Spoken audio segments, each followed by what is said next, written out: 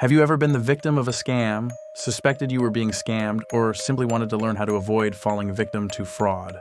This video is for you. We can all learn from the experiences of others, and that's what we're here to do. The case we'll be discussing today is a property fraud case in Singapore, which began as a relationship scam. The case bears similarities to L'Oreal heiress Liliane Bettencourt's property dispute and the hit Korean movie Parasite. In this video, we'll delve into the details of the Singaporean case and explore how we can learn from these real-life cautionary tales. The case at the center of this video took place in Singapore and involved a staggering amount of money, more than $30 million. This property fraud case shows just how destructive the consequences of a scam can be and how important it is to be aware of the warning signs of deception. The victim, 89-year-old Chung Khin Chun, was childless, was a retired physical therapist, while her husband, who had since passed away, was a doctor. They had resided in a bungalow where the garden and house were connected, covering approximately 31,000 square feet. Chung Khin Chun and her late husband were avid art collectors, with their home housing numerous high-value paintings and antiques. Chung's collection comprised priceless art pieces that made her the perfect target for a property fraud scheme. The perpetrator, 42-year-old Chinese national Yang Yin, was sentenced in 2016. He was facing a civil lawsuit from Chung Khin Chun and was also charged with 349 criminal counts, including forgery, deceitful accounting practices, misrepresentation of financial status, providing false information to immigration authorities, and illegal misappropriation of funds. In addition to Chung Khin Chun, this case involved two other individuals, Chung Pi-chin, Chung's longtime friend of over 50 years, and Hedy Mok, Chung's niece in her 60s at the time of the trial.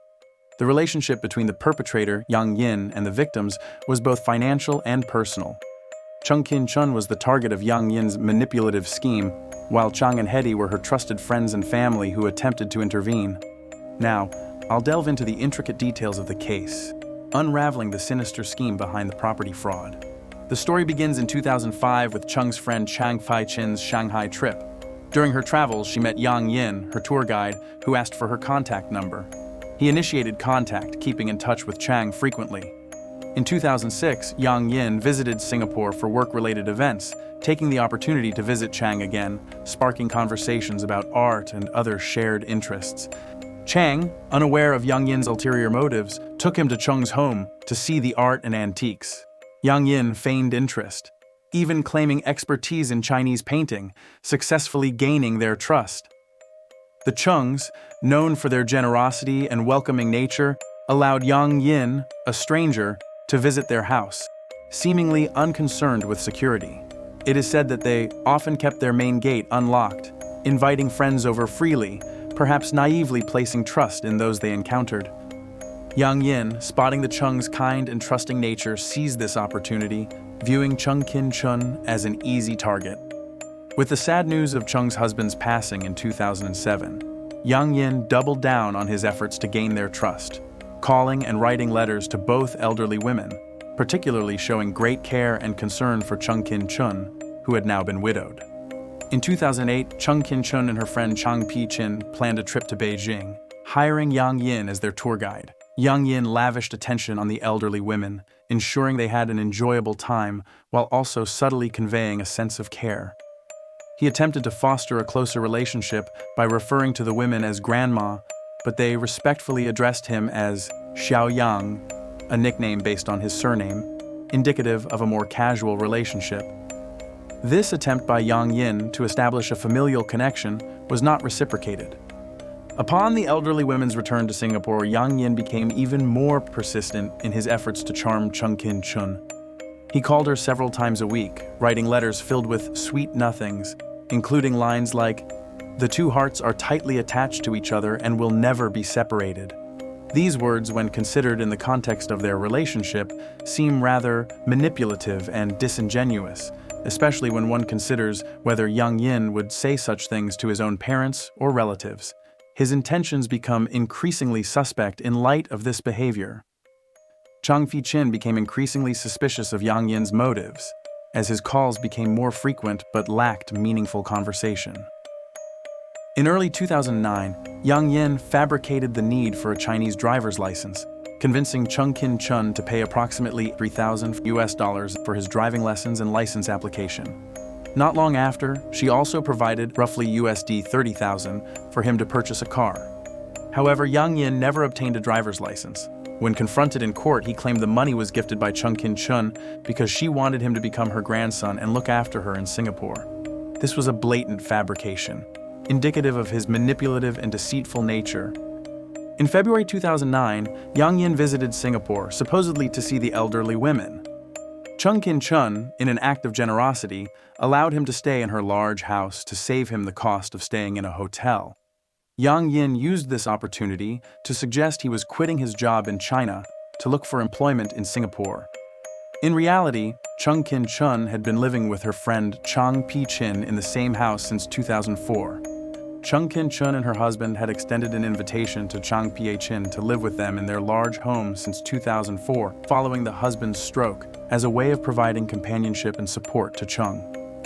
After officially moving in with Chung Khin Chun in April 2009, Yang Yin quickly established himself as the master of the house, making himself comfortable by interfering in the home's daily operations, finances, and the treatment of the servants.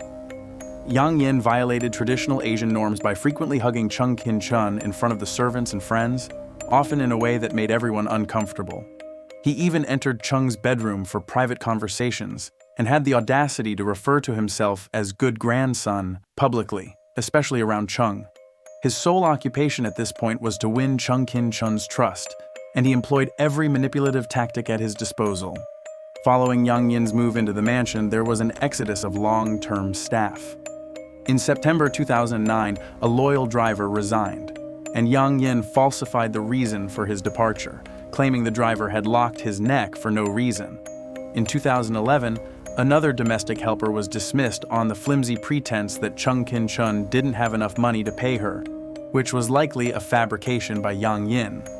Yang Yin tried to paint himself as Chung Khin Chun's full-time caregiver, but the truth is far from it. After moving in, he began his day as late as 10 a.m., and the duties of caring for Chung fell squarely on the shoulders of the domestic helpers. Yang Yin was merely a glorified freeloader.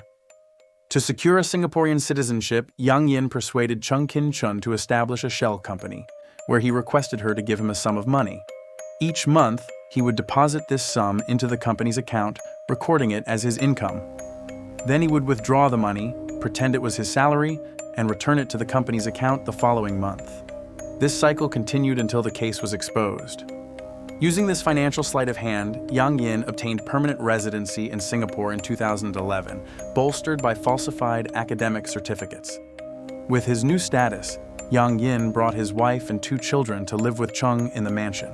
They enjoyed a life of luxury and leisure, traveling the world at Chung's expense while offering no assistance to her.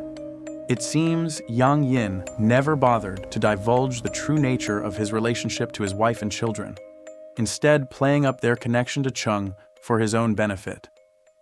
The depths of Yang Yin's deceit became clear when court documents revealed that Yang Yin had been transferring Chung Khin Chun's assets into his own name as early as August 2009. It started with Chung's investment account, which Yang Yin became a joint holder of in October, gaining access to allocate and withdraw funds.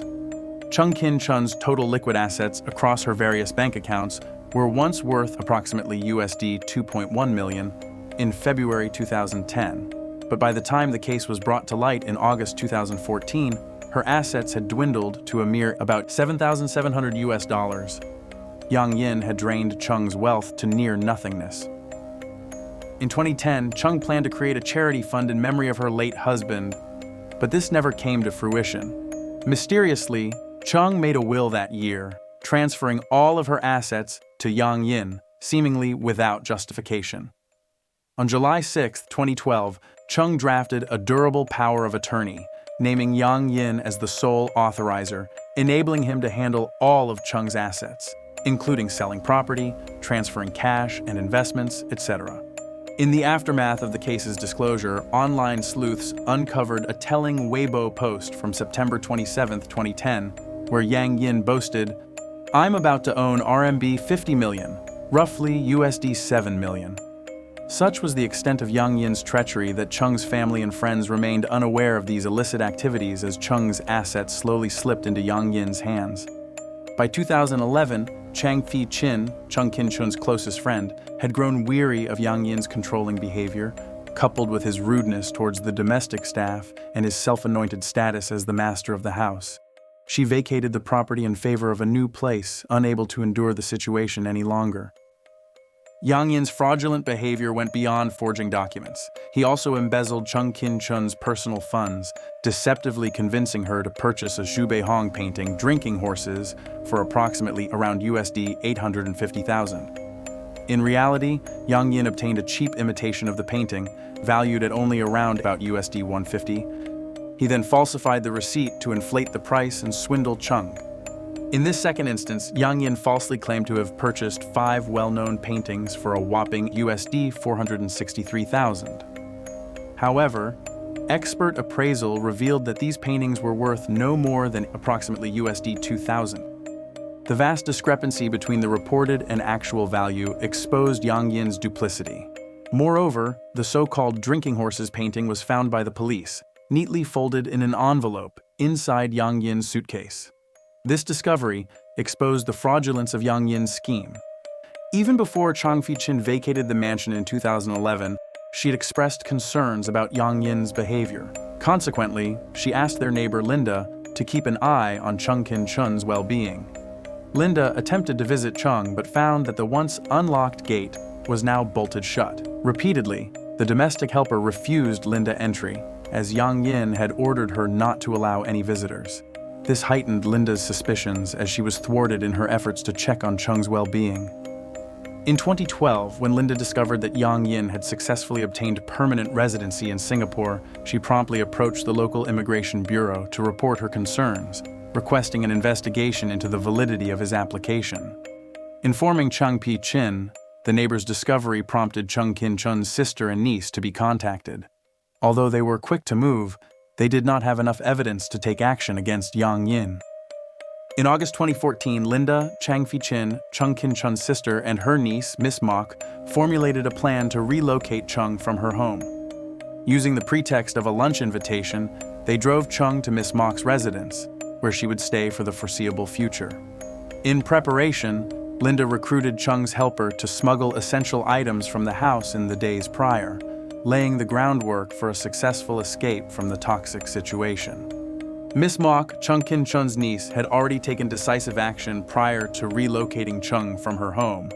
She filed a series of reports against Yang Yin and initiated a civil lawsuit, starting the process of reclaiming Chung's misappropriated assets and revoking Yang Yin's right to execute her assets on her behalf.